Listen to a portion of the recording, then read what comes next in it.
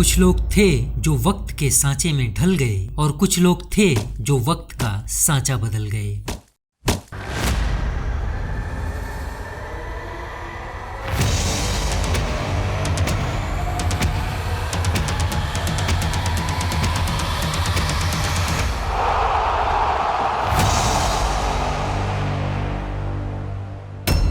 और आज की कहानी उन्हीं कुछ लोगों की है जिन्होंने वक्त का सांचा बदल दिया था। एक ऐसा मैच जिसमें भारतीय क्रिकेट के युद्ध की वह दास्तान है जिसने भारतीय क्रिकेट को समाप्त होने से और वेंटिलेटर पर जा चुके भारतीय क्रिकेट को मरने से बचा लिया था।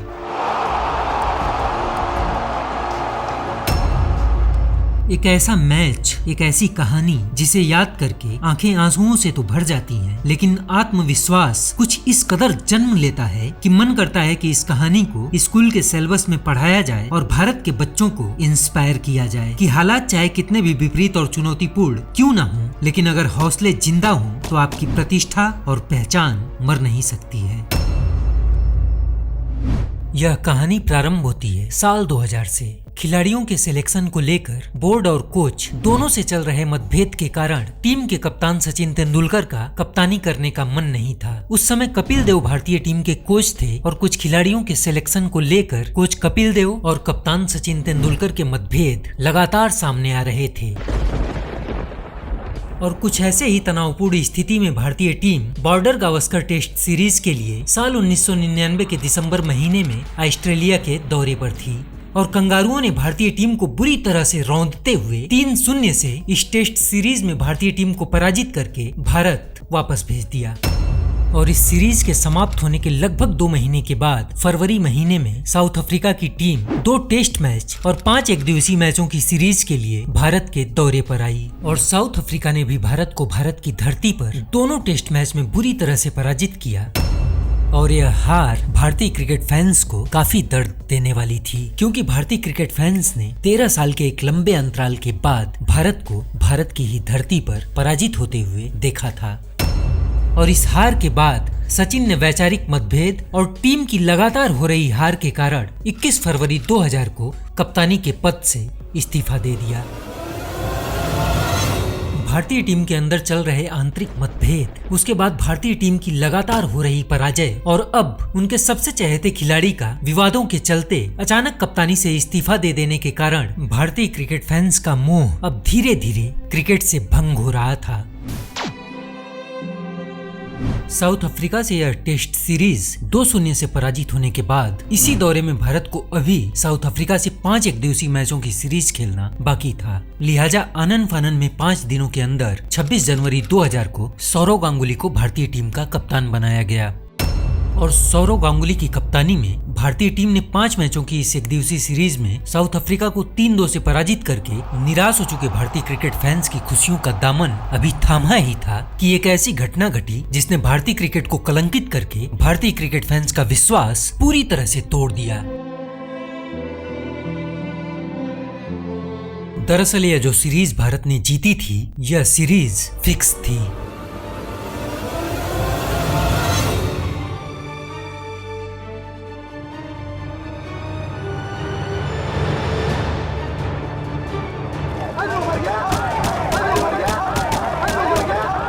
Ajay Jadeja accused of match fixing. अब भारत में सड़क से लेकर संसद तक क्रिकेट और क्रिकेट की विश्वसनीयता पर सवाल उठ रहे थे। यह भारतीय क्रिकेट का वह कलंकित और काला अध्याय था जिसने करोड़ों भारतीय क्रिकेट फैंस का दिल सिर्फ तोड़ा ही नहीं था बल्कि अपने पैरों तले कुचल दिया था। इस घटना के बाद लाखों लोगों ने जो क्रिकेट से बेइंतहा प्यार करते थे, उन्होंने क्रिकेट देखना छोड़ दिया और आज तक नहीं देखा।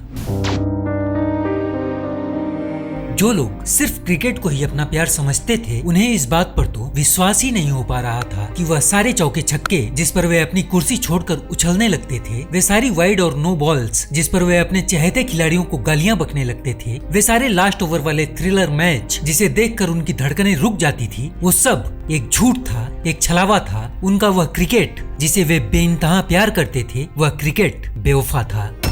क्योंकि देश के तिरंगे को अपनी छाती से लगाने वाले कुछ खिलाड़ियों ने देश के करोड़ों लोगों की भावनाओं के साथ खिलवाड़ किया था, जिसके कारण क्रिकेट से बेइंतहा प्यार करने वाले लाखों करोड़ों लोगों को इस खेल से जैसे घृणा हो गई।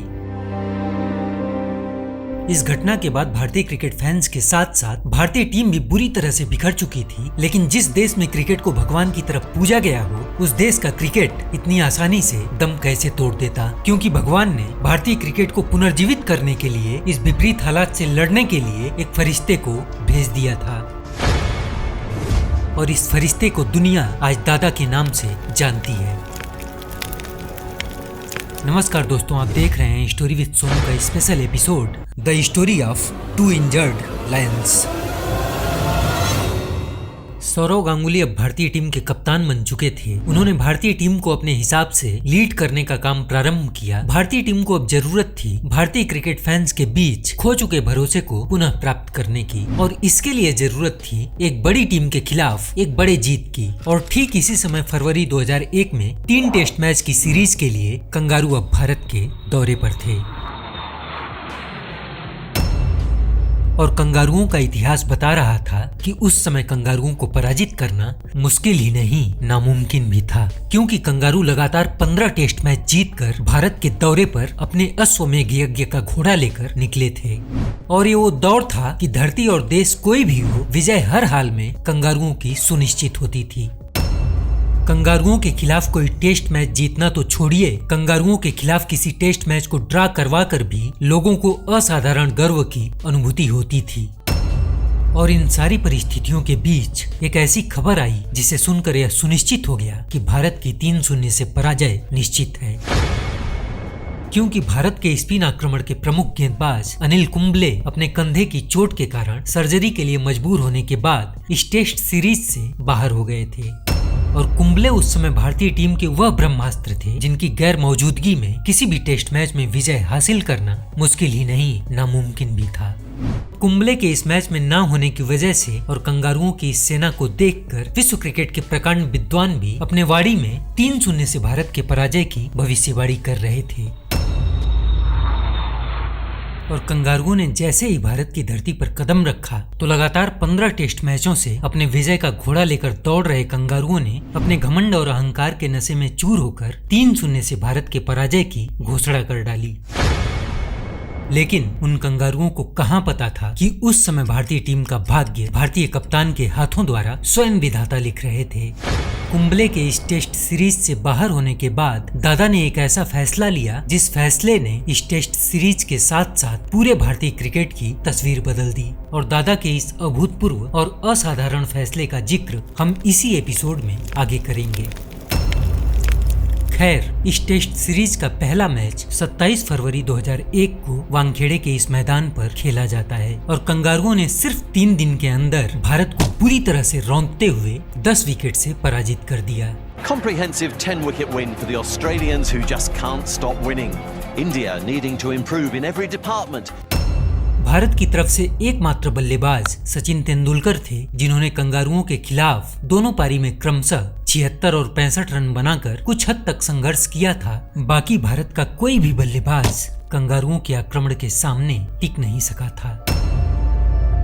और इस अपमानजनक पराजय के बाद मीडिया और क्रिकेट विशेषज्ञों की तरफ से स्पेशली राहुल द्रविड़ को टारगेट किया जाने लगा। और ऑस्ट्रेलिया के पूर्व खिलाड़ी यान चैपल ने कहा कि राहुल द्रविड़ भारत के लिए कभी भी मैच विनिंग पारी नहीं खेल सकते हैं। यान चैपल, यह नाम भी याद रखिएगा, आगे की कहानी में हम इनका भी जिक्र एक बार फिर करेंगे।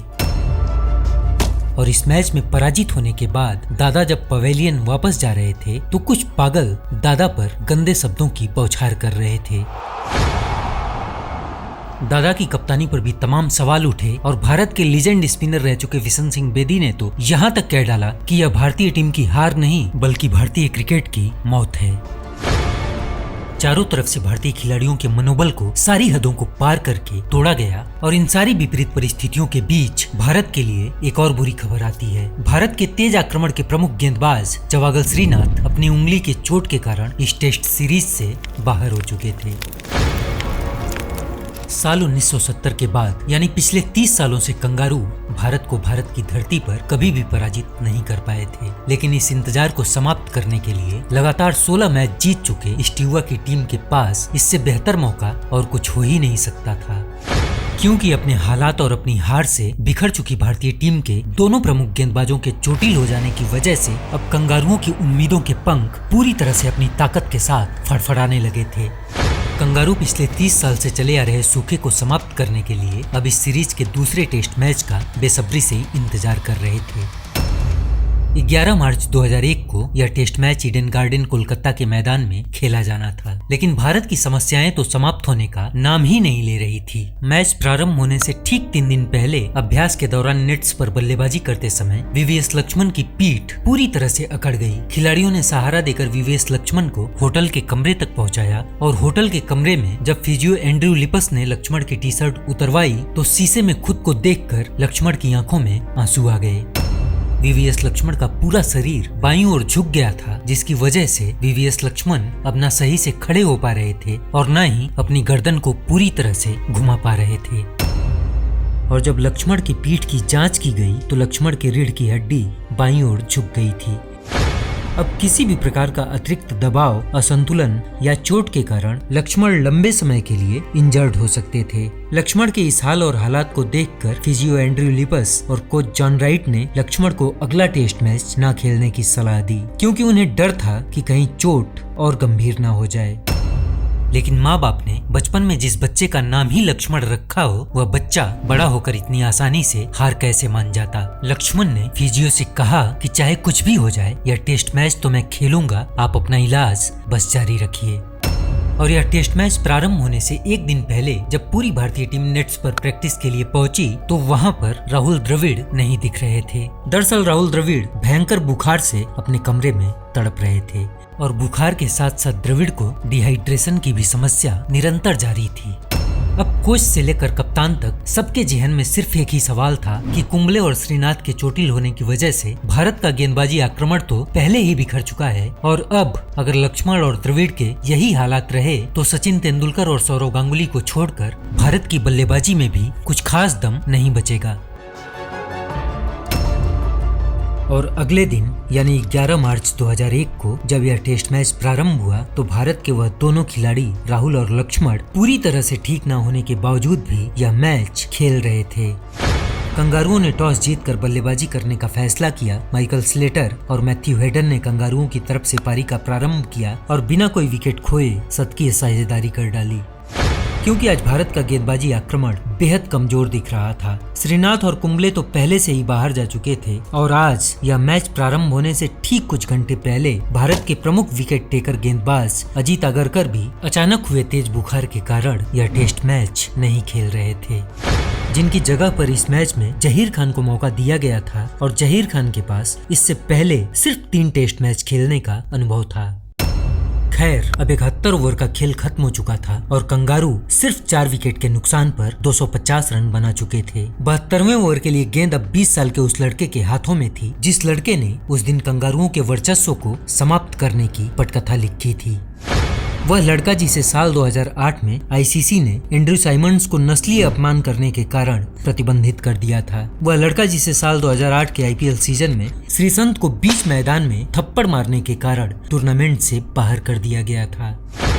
यह लड़का बचपन से ही थोड़ा लड़ाकू, थोड़ा गुस्सैल लेकिन बेहद जुझारू था। इस 20 साल के उस लड़के को उस दिन तक उसके घर वाले और उसके दोस्त भज्जी कहकर बुलाते थे, लेकिन उस दिन वह लड़का हरिभजन सिंह के नाम से मशहूर होने वाला था। लेकिन भज्जी से हरिभजन सिंह बनने में अगर सौरव गांगुली का जिक्र ना हो तो यह कहानी कुछ अधूरी सी रह जाएगी। उस दिन भारतीय टीम के कप्तान अगर दादा ना होते तो आज दुनिया को पता ही ना होता कि हरभजन सिंह कौन है और किस हाल में है। 20 साल के भज्जी की कहानी भी बड़ी अजीब थी। भज्जी अपने गुस्सैल स्वभाव और अनुशासन उल्लंघन के कारण लगभग 1 साल से टीम इंडिया से बाहर थे। सेलेक्टर्स ने तो भज्जी से यहाँ तक कह दिया था कि अब इंडिया के लिए खेलने के सपने वह छोड़ ही दें। और कुछ ही दिन पहले भज्जी के पिता, जिनकी प्रेरणा से भज्जी ने क्रिकेट खेलना प्रारंभ किया था, वे भज्जी के साथ साथ अपने पूरे परिवार और इस दुनिया को छोड़कर चल बसे। और जब किसी 18-19 साल के लड़के के सर से बाप का साया अचानक उठता है और उस बच्चे के कंधों पर पूरे परिवार की जिम्मेदारियां अचानक आ जाती हैं, तो उस हालात में उस बच्चे के अपने सपने तो बिखर ही जाते हैं। और कुछ इसी तरह से भज्जी के भी सपने बिखरने ही वाले थे। क्योंकि बाप का हाथ हाथों से छूटने के बाद भज्जी के उन मासूम कंधों पर अपने 5 बहनों के देखरेख की जिम्मेदारी अचानक जो आ गई थी। और यही कारण था कि इस टेस्ट सीरीज से कुछ दिन पहले घर की जिम्मेदारियों के बोझ तले दब चुके भज्जी ने क्रिकेट छोड़ने का मन बना लिया था। और भज्जी ने तो यहाँ तक प्लानिंग कर डाली थी कि अब वे कनाडा जाकर ट्रक ड्राइविंग या फ्यूल फिलिंग जैसे कुछ काम करके अपने परिवार की जिम्मेदारियों को संभालेंगे। लेकिन कहते हैं ना, जब कुदरत छीनने पर आता है तो राजा को रंक बना देता है, लेकिन वही कुदरत जब देने पर आता है तो रंक को राजा भी बना देता है। इस सीरीज से पहले जब अनिल कुंबले चोटिल हुए तो स्पिन आक्रमण के लिए सिलेक्शन कमेटी ने कप्तान सौरव गांगुली को राहुल संघवी और शरणदीप सिंह के रूप में 2 विकल्प दिए, लेकिन दादा ने इन दोनों नामों पर अपनी असहमति जताते हुए सिलेक्शन कमेटी को एक तीसरा नाम दिया था और वह नाम था भज्जी का। और भज्जी का नाम सुनते ही सिलेक्शन कमेटी ने तुरंत मना कर दिया। कारण था भज्जी का गुस्सैल स्वभाव और अनुशासनहीनता। लेकिन दादा भी कहाँ मानने वाले थे। दादा भी अपनी जिद पर अड़ गए। दादा ने सिलेक्शन कमेटी से कहा कि जब तक मैं भज्जी का नाम सूची में नहीं देखूंगा मैं यह कमरा छोड़कर नहीं जाऊंगा। और दादा की जिद और सिलेक्शन कमेटी के प्रस्ताव के बीच यह लड़ाई देर रात तक चलने के बाद तब जाकर शांत हुई थी, जब सिलेक्शन कमेटी दादा की बात मानकर भज्जी को टीम में शामिल करने के लिए राजी हो गई। और इस तरह से दादा ने अपनी जिद और अपनी दूरदर्शिता की बदौलत दुनिया को भारत के उस नायाब हीरे से परिचित करवाया जो क्रिकेट छोड़कर ट्रक ड्राइविंग का प्लान बना रहा था और जिसे दुनिया इसी सीरीज के बाद हरभजन सिंह द टर्मिनेटर के नाम से जानने वाली थी। खैर, अब आते हैं मैच की कहानी पर। 71 ओवर की समाप्ति के बाद सिर्फ 4 विकेट खोकर 250 रन बना चुके कंगारुओं के सामने खड़े थे मात्र 20 साल के भारत के भज्जी, जिनके पास टेस्ट मैचों का अनुभव लगभग ना के बराबर था। दादा ने भज्जी के हिसाब से फील्ड सजाई और भज्जी को ये कहकर मैदान में कंगारुओं के सामने खुला छोड़ दिया कि तुझे जहां गेंदबाजी करनी है तू कर, फील्ड का मैं देख लूंगा। अपने कप्तान से यह भरोसा या विश्वास पाकर भज्जी के अंदर का सरदार जाग उठा और इसके बाद भज्जी ने एक ऐसा कारनामा किया जो भारतीय क्रिकेट के इतिहास में अब तक नहीं हुआ था। भज्जी ने 3 गेंदों पर लगातार 3 कंगारुओं को पवेलियन वापस भेजकर इतिहास में अपना नाम दर्ज करके दादा की जिद और दादा के फैसले को सही साबित कर दिया।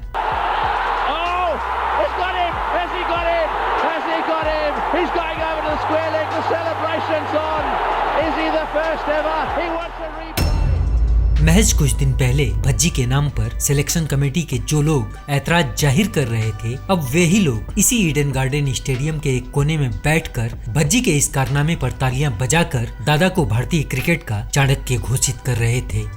और भज्जी ने 3 गेंदों पर लगातार जो 3 विकेट लिए थे वे कोई राह चलते बल्लेबाज नहीं थे। उनमें से 2 बल्लेबाज तो दुनिया के सबसे बेहतरीन टेक्निकल विस्फोटक और सार्वकालिक बल्लेबाज रिकी पॉन्टिंग और एडम गिलक्रिस्ट थे, जबकि भज्जी ने तीसरा विकेट शेन वॉर्न का लिया था और वॉर्न भी अच्छी खासी बल्लेबाजी के लिए जाने जाते थे। लगभग 1 साल बाद टीम में वापसी कर रहे भज्जी ने अब तक के इतिहास में भारत के पहले खिलाड़ी बने जिन्होंने टेस्ट मैच में हैट्रिक लगाकर इतिहास में अपना नाम दर्ज कर दिया था। भज्जी के इस कारनामे के साथ ही पहले दिन का खेल समाप्त हो चुका था। अगले दिन यह मैच फिर वहीं से प्रारंभ होता है जहां पर भज्जी ने छोड़ा था। भज्जी के कल के कारनामे से अब कंगारुओं के खेमे में खलबली मच चुकी थी, लिहाजा कंगारू बल्लेबाजों ने अपने प्रमुख अस्त्र स्लेजिंग का इस्तेमाल करना प्रारंभ किया, लेकिन कंगारू यह भूल चुके थे कि अब भारत का कप्तान बदल चुका था। कंगारू बल्लेबाज जैसे ही किसी खिलाड़ी को स्लेज करते तो दादा वहां तुरंत रॉकेट की स्पीड से पहुंच जाते और कंगारुओं को उन्हीं की भाषा में जवाब देना प्रारंभ कर देते। और दादा को कंगारुओं से अकेला लड़ता देख भज्जी और जहीर तुरंत दादा की इस लड़ाई में दादा के साथ कूद पड़ते। और यह सब कुछ भारतीय क्रिकेट के इतिहास में पहली बार हो रहा था, जब दादा और दादा के चुने हुए चेहरे कंगारुओं को पूरी दुनिया के सामने आगाह कर रहे थे कि हमें सारी भाषाओं का ज्ञान है, जिस भाषा में बात करोगे उसी भाषा में बात की जाएगी। खैर, 7 विकेट गिर जाने के बाद भी कंगारुओं के कप्तान स्टीवा ने 110 रनों की शानदार पारी खेली और गिलेस्पी और मैग्रा के साथ एक बड़ी साझेदारी करके अपनी टीम को 445 रनों के एक बेहद सम्मानजनक स्कोर तक पहुंचा दिया। और भारत की तरफ से भज्जी ने इस टेस्ट मैच की पहली पारी में पूरे 7 कंगारुओं का शिकार करके कंगारुओं को 445 रनों पर समेटने में अपनी अहम भूमिका निभाई।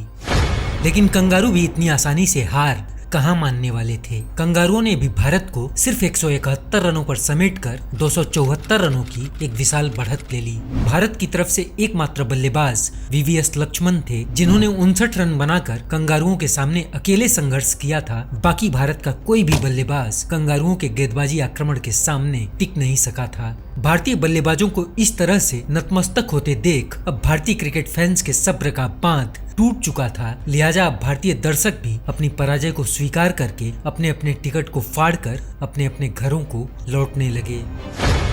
274 रनों की बढ़त लेने के बाद अब कंगारुओं का इरादा था कि इस मैच को तीसरे ही दिन समाप्त किया जाए और भारत को पूरी पारी से पराजित करके भारत को भारत की धरती पर शर्मसार करके लगभग 30 साल से चले आ रहे सूखे को समाप्त किया जाए। लिहाजा कंगारुओं ने भारत को फॉलो ऑन खेलने का न्योता दिया। शिव सुंदर दास और सरगोपन रमेश ने एक बार फिर भारतीय पारी का प्रारंभ किया और 52 रन के टोटल स्कोर पर जब भारत का पहला विकेट गिरा तब तीसरे विकेट के लिए कंगारू राहुल द्रविड़ के आने का इंतजार कर रहे थे। लेकिन कंगारुओं के अहंकार भरी लंका में प्रवेश कर रहा था अब भारत का वह घायल लक्ष्मण जिसके सामने आज कंगारुओं के समस्त अहंकार का समूल नाश होने वाला था। लेकिन लक्ष्मण को अभी भी पीठ के दर्द से राहत नहीं मिली थी। लक्ष्मण की गर्दन अभी भी ढंग से घुमाई नहीं जा रही थी और लक्ष्मण आज भी सही तरीके से खड़े नहीं हो पा रहे थे। खैर, लक्ष्मण और दास के बीच 45 रनों की साझेदारी हुई और 97 रनों के टोटल स्कोर पर जब शिव सुंदर दास के रूप में भारत का दूसरा विकेट गिरा तब भारतीय दर्शकों को पिछले मैच के एकमात्र सफल बल्लेबाज सचिन तेंदुलकर से काफी उम्मीदें थी। लेकिन गिलेस्पी की एक शानदार गेंद ने महज 10 रन के निजी स्कोर पर सचिन की पारी को समाप्त कर दिया। सचिन के जाने के बाद लक्ष्मण ने दादा के साथ मिलकर शतकीय साझेदारी की और भारत का स्कोर 232 रनों तक पहुंचा दिया। लेकिन मैकग्रा की एक बेहतरीन गेंद ने गांगुली की इस पारी को 48 रनों पर समाप्त कर दिया। सचिन के आउट होने के बाद इस मैच में भारत की उम्मीदें वैसे ही समाप्त हो चुकी थी और अब गांगुली के जाने के बाद कोलकाता के जो लोकल दर्शक अपने प्रिंस को देखने के लिए मैदान में इकट्ठा थे वे भी अपनी अपनी सीटों को छोड़कर अपने अपने घरों को निकलने लगे, क्योंकि भारत के 4 प्रारंभिक बल्लेबाज अब पवेलियन वापस जा चुके थे और भारत अभी भी कंगारुओं से 42 रन और 1 पारी से पीछे था। लोगों ने अपने अपने घरों में अपनी अपनी टीवियां बंद कर दी और भारत की पराजय से पहले ही भारत की पराजय को स्वीकार कर लिया। लेकिन कंगारू भारतीय बल्लेबाजों को एक के बाद एक करके आउट तो कर रहे थे, लेकिन भारत के उस घायल और दर्द से परेशान लक्ष्मण की लक्ष्मण रेखा को कंगारुओं का कोई भी गेंदबाज पार नहीं कर पा रहा था और भारत का यह लक्ष्मण अभी भी एक छोर को संभालकर 158 गेंदों में 92 रन बनाकर कंगारुओं के किले में कील ठोकने की कोशिश कर रहा था। खैर, गांगुली के आउट होने के बाद 6वें नंबर पर बल्लेबाजी करने के लिए तेज बुखार से सफर कर रहे राहुल अब ड्रेसिंग रूम से मैदान का सफर तय कर रहे थे और राहुल द्रविड़ जैसे ही मैदान में पहुंचे तो रिकी पॉन्टिंग ने राहुल द्रविड़ को स्लेज करते हुए कहा, पहले 3 अब 6 और अगले मैच में तो तुम टीम से ही बाहर हो जाओगे। अब कंगारुओं के सामने भारत की यह आखिरी जोड़ी थी जिसे आउट करने के बाद कंगारू यह मैच आसानी से भारत के हाथों से छीन सकते थे। लेकिन कोलकाता की उस तपती गर्मी में देश की साख को बचाए रखने का जुनून पालकर राहुल और लक्ष्मण ने कंगारुओं से अपनी लड़ाई जारी रखी और देखते ही देखते भारत के इन दोनों घायल शेरों ने कंगारुओं को मार मार कर लहूलुहान कर दिया। पहले लक्ष्मण ने अपना शतक पूरा किया, फिर लंच के बाद राहुल की सेंचुरी आई और जब राहुल ने अपनी सेंचुरी कंप्लीट की तब वो दृश्य देखने लायक था। उस दिन द्रविड़ की आंखों का गुस्सा, द्रविड़ की आंखों का एग्रेशन सब कुछ महसूस करने लायक था। राहुल ने जैसे ही अपना शतक पूरा किया, राहुल ने अपना बल्ला उठाकर कमेंट्री बॉक्स की तरफ घुमा दिया, जहां इयान चैपल बैठे हुए थे, जिन्होंने वानखेड़े टेस्ट में भारत की पराजय के बाद कहा था कि राहुल द्रविड़ भारत को कोई भी मैच नहीं जिता सकते हैं। राहुल ने अपना शतक पूरा करने के बाद रिकी पॉन्टिंग के भी आंखों में घूर कर देखा, जिन्होंने कहा था कि पहले 3 अब 6 और अगले टेस्ट मैच में तो तुम टीम से ही बाहर कर दिए जाओगे। कोलकाता की उस भीषण गर्मी, असहनीय दर्द और कंगारुओं की स्लेजिंग के बीच खड़े भारत के यह 2 घायल शेर अपने वतन के लिए एक नया इतिहास लिख रहे थे। देखते ही देखते भारत के 2 घायल बल्लेबाजों ने विश्व के सबसे खतरनाक बॉलिंग आक्रमण को तहस नहस कर दिया था। लक्ष्मण और द्रविड़ के सामने कंगारू गेंदबाज अपनी स्पीड, अपना लाइन लेंथ, अपना टर्न सब कुछ भूल गए थे। इन दोनों बल्लेबाजों के सामने कंगारुओं की बेबसी का आलम यह था कि कंगारुओं की तरफ से विकेटकीपर और कप्तान को छोड़कर सबने गेंद अपने हाथों में ली, लेकिन किसी भी कंगारू में इतनी हिम्मत नहीं थी कि वह भारत की उस दीवार को तोड़ सके या भारत की उस लक्ष्मण रेखा को पार कर सके। चौथे दिन का खेल खत्म हो चुका था और आज कंगारू भारत का एक भी विकेट नहीं ले सके थे और पांचवें दिन का खेल जब प्रारंभ हुआ तो 657 रन के टोटल स्कोर पर लंच से थोड़ी देर पहले दादा ने पारी को घोषित कर दिया। इस मैच में लक्ष्मण और राहुल द्रविड़ ने 376 रनों की एक ऐतिहासिक पार्टनरशिप करके कंगारुओं के लगातार 17वें टेस्ट मैच को जीतने की अभिलाषा पर ग्रहण लगा दिया था। इस मैच में लक्ष्मण ने 281 और राहुल द्रविड़ ने 180 रनों की ऐतिहासिक पारी खेली। दोनों बल्लेबाजों ने कुल 461 रन बनाए और इन दोनों बल्लेबाजों के पराक्रम की बदौलत भारत ने कंगारुओं को आखिरी दिन के लिए 384 रनों का लक्ष्य दे दिया। कंगारुओं के साथ साथ पूरी दुनिया अब इस टेस्ट मैच को ड्रा की नजरों से देख रही थी, लेकिन भारत के उस कप्तान को पता था कि इस मैच का रिजल्ट कैसे निकालना है। दादा ने एक बार फिर भज्जी को आजाद किया, भज्जी के हिसाब से फील्ड सजाई और भारत का 20 साल का वह सरदार बाज की तरह उड़ते हुए आता और कंगारुओं का विकेट उड़ा ले जाता। भज्जी ने दूसरी पारी में भी 6 कंगारुओं का शिकार करके दुनिया के शब्दों में हरभजन सिंह द टर्मिनेटर का खिताब हासिल किया और भारत ने कंगारुओं को 171 रनों से पराजित करके कंगारुओं के अश्वमेध यज्ञ के घोड़े की लगाम को थाम लिया।